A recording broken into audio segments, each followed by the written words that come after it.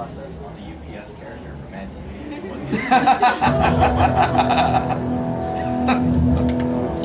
The UPS guy character on Mad TV was a lot of fun to play until I got old. And then I was like, oh Jesus, what the hell was I thinking? Can we do a scene where he sits down, maybe? No, originally that was a sketch that I did at the Groundlings Theater, which is a theater company and sketch comedy company that I belong to in LA. And I just had a concept for a scene about a guy hitting on a woman who was way out of his league. And originally it was supposed to be like a bike messenger hitting on a high-powered lady lawyer. And that's what the scene was. And then I thought, well, nobody's gonna let a bike messenger into her office. It doesn't make any sense. So like, who gets access to offices? UPS guy. UPS guy goes, they come in, they grab the package, they go right up to your desk, and nobody's gonna think anything of it, right? So that, and also that outfit, I still think that a bike messenger outfit was actually goofier. Think about it, you had the helmet and the bike pants, and one of those little tight shirts. Imagine that guy hitting on, like, this lady. So, I think maybe, we could... It actually would have been funnier, but it didn't make sense. So he became a UPS guy instead. And then when I auditioned for Mad TV, that was one of the characters that I auditioned with, and they liked it. And so we did a bunch of sketches. Not as many as they would have liked. Yeah, one of the producers kept up, he was like, "I should do a scene where he's in front of a urinal." Okay, that's not really a scene, you know that. That's just like a joke. When you come up with a scene where he can be in front of a urinal, I'm on board. I'm kind of a dick that way. Yes. Oh. Yeah. Is there a director that you haven't worked with that you'd love to work with? You haven't had the chance yet? Yes, there's hundreds. Top of the list. No, because there's. I don't know. I'm actually. I'm a script person. I can't really judge from a director's work. Just like, but you hear people say, it's like, I've always wanted to work with Terrence Malick. I'm like, okay. But for me, it's like, does the script jump off the page? Does the script, and then it's like, well, whoever's attached to it, I want to be in it. But yeah, no, there's certainly the big ones. I'd love to work with Mike Nichols, the people who've just been consistently brilliant over decades. Who wouldn't, I don't know.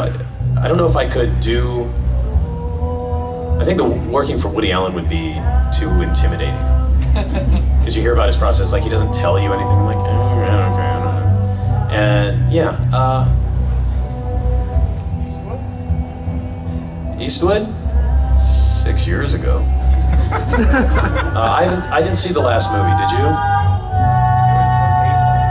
Wait, did he direct that or did he just star in it? That was Trouble with the Curve. Oh, Trouble with the Curve. Yeah, he didn't direct. What was the last one he directed? Yeah, J. Edgar. Oh, yeah. Hey, you know what, guys? We all get old. And I guess the trick is don't get super, super rich and powerful before you get old, because then no one will tell you that you're old and that you're screwing up. It's like, that was great, Clint. That was great. We were out. Okay. It seems weird to me. You would let people do bad work. Yes, sir, in the back.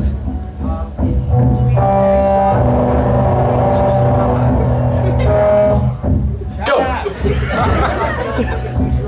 You wanted talking to your own self with your characters. Is that awkward at all?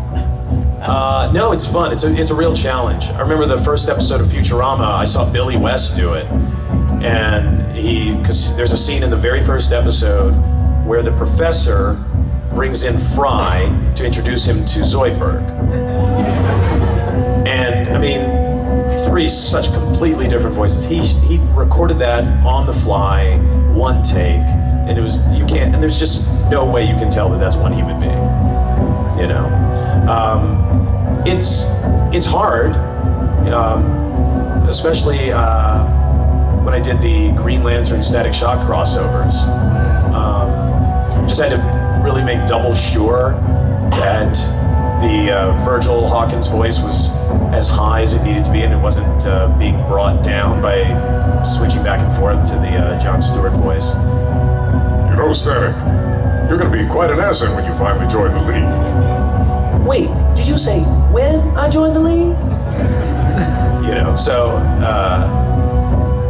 I think we probably ended up going back and re-recording them separately just to be sure that they were clean.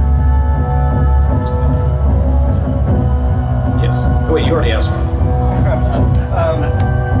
Don't worry, Will. I'm sure we'll get back to you. I love all your work. I had a question about the Jack and Daxter game. What kind of experiences did you have working with Naughty Dog?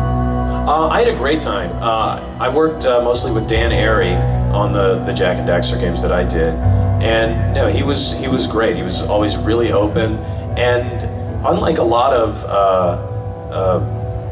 directors, he would have another character. He's like, "Hey, do you want to try this one?" And that's how I wound up doing multiple characters in the game, because most of the time, they farm that out to a casting director. It's a long process, but he was very organic, and it's like, you can do this, and it was fun. It was a lot of fun. Sorry. Yes, sir. What type of music do you like?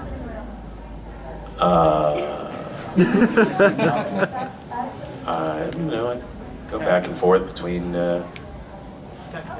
show tunes and a little bit old school rap, classic rock.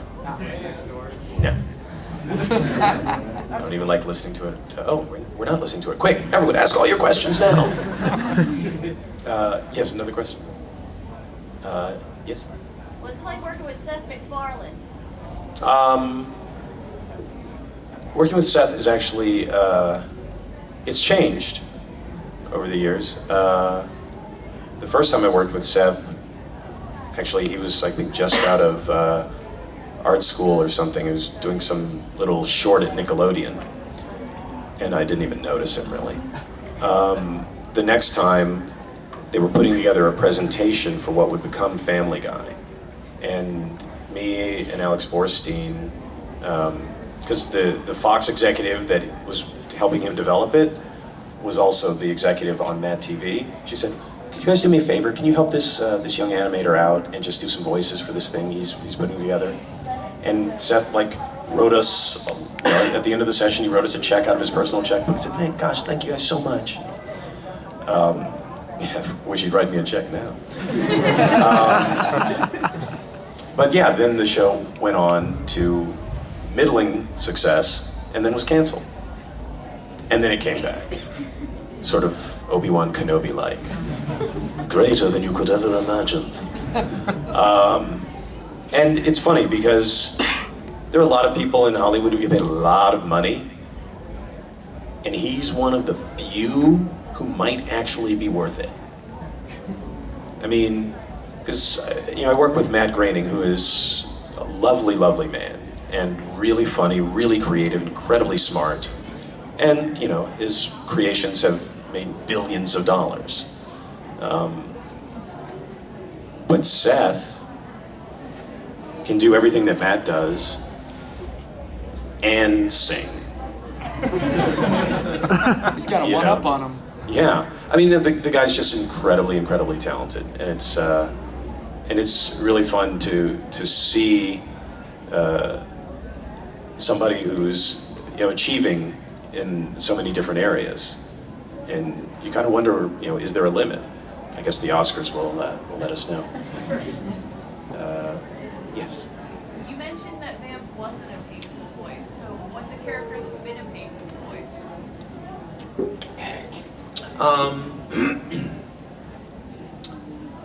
Let's see.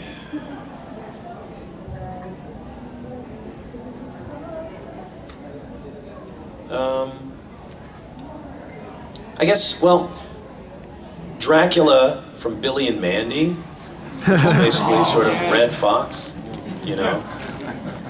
Dracula don't suck. Dracula bite, then lick. Like, if I had to do that, like in a video game, that would be painful. But considering I only had to do like a few lines at a time, I don't think of it as a painful voice. But yeah, if you had to do, you know, fighting and death screams in that voice, that would be horrifying. Yes, sir. Of the random interjections that Hermes Conrad does in Futurama, the great something or something else, what are some of your favorites that haven't gotten or some that have gotten I don't write the show. No, honestly, the ones that they haven't gotten in, I haven't seen yet. Yeah, no, it's really interesting because the process, you have to remember, the writing staff on Futurama is a bunch of doctors and lawyers, guys with PhDs in computer science and engineering. They don't make a lot of mistakes. I mean, seriously, the script, by the time we get it, it's still not finished, but they have like gone through it and vetted it and made it so good. Although it's funny, every once in a while there'll be one where like, we need a rewrite. But yeah, the first one which was Great Lion of Zion, which I believe that was the very first one. David X. Cohen, our executive producer, wrote that one. Yeah, I think they've sort of slacked off on them in the last couple of years, because I think they've sort of run out of places that rhyme with animals. And they were starting to get kind of like, you know, Great Manatee of St. McAfee. Is that really a place? Probably. But yeah, I think they're sort of, maybe they're saving them up. I should sneak in there and see if they have a board where they save those. Yes, another question. Anything? Bueller. Yes. What's your personal opinion on... I hate it. Sorry. On your own work, no. On when Disney and DreamWorks cast people who usually do live action acting in voiceover roles? Because I know Billy West has gone on record saying that he hates like 90% of the people. Yeah. Well, my thing about it is I have no issue with the casting. I get it on a certain level. You know, they cast me and Billy. It's not going to get covered by Entertainment Tonight. Damn. But the thing that I object to is when they do those articles, there's always some animated feature casting director who says some, you know, bullshit like, well, we want real actors. It's like, okay, one, that just shows your ignorance. Like, you don't know what real acting is. And what does real acting mean? Does that mean you want stage actors? People who are used to spending 2 weeks of intense preparation and memorization before they can actually give a performance? Because that's gonna cost you a hell of a lot of money. And the thing is, what we tend to resent is the fact that they don't acknowledge the fact that it's a marketing decision. I mean, I just saw Wreck-It Ralph, we were just talking about this, and Alan Tudyk is great in it. Has anybody seen Wreck-It Ralph? Yes! Yeah, he plays the villain. You know who Alan Tudyk is, right? Wash from Firefly. Yeah. And like when you look at the credits, you're like, that was him? It's incredible. I mean, although the truth of the matter is, the voice he's doing is not anything that Billy and Maurice couldn't do with their eyes closed. And they could do 5 other voices besides. But he does a great job. Robin Williams does a great job. Jack Black, he's great. You know, there are certain actors who have the ability to be amazing on camera and amazing in voiceover. You know, and when you hire Chris Rock for a comedic role, you're buying into a persona, you know, and it raises an audience's expectations in a way that if you were to hire me to come up with a new character, you know, of the zebra, you couldn't get that. Do you know what I mean? Because when people hear that Chris Rock voice, they start laughing. Look at me, I'm a zebra. See, that wasn't funny at all. But the voice is. Because you're reminded of all the other funny stuff he does. Yes, I resent the ignorance, not so much the action. You know? And the Pixar, you know what? I almost resent the Pixar people more. Damn. Because they're hiring the fucking guy from rendering. It's like, well, he was just doing it so great for, you know, the last 2 years while we were developing. It's like, really? Really? Is that the best guy? You know, it's like, I get it. You get to, he's always there. You know? And there are some very talented people who have other skills. But in general, you know, the guys that I work with, the men and women that I do voices with on a regular basis, are insanely talented. You know, and the fact that they can take a page that's sitting in front of them, that they maybe have just read, and bring it to life in a way that can, you know, you guys know what these cartoons are like. They can affect you, you know, for years later, and rewatching it. They're not doing that for, you know, they don't have to spend 2 weeks memorizing it to do that. That's an amazing, amazing gift. And, you know, just sort of wish that people would acknowledge that. And pay them $1 million.